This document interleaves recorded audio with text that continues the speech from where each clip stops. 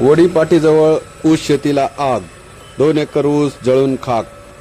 पाथरी तालुक्यातील वडीपाटी परिसरात मंगळवार 23 डिसेंबर रोजी दुपारी 2 वाजता ऊसाच्या शेतात अचानक आग लागली।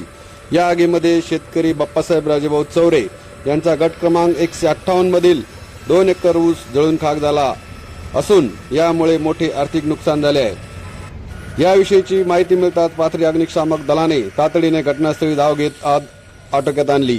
आगीचे नेमके कारण अद्याप स्पष्ट झाले नसून परिसरात विद्युत तारांच्या घर्षणामुळे अशा घटना वाढत असल्याचे सांगितले जात आहे। आग विझवण्यासाठी पाथरी अग्निशामक दलाचे जवान खुर्रम खान, शेख शेरू, शारेफ खान, बहिराम गवळी यांनी मोठे परिश्रम घेऊन आग आटोक्यात आणली। गेल्या काही दिवसापासून पाथरी तालुक्यात ऊसाच्या शेतीला नेहमीच आगी लागत असून शेतकऱ्यांचे मोठे आर्थिक नुकसान होत आहे। अशाच नवनवीन बातम्या पाहण्यासाठी लोकयोद्धा न्यूज चॅनलला लाईक करा, सबस्क्राईब करा।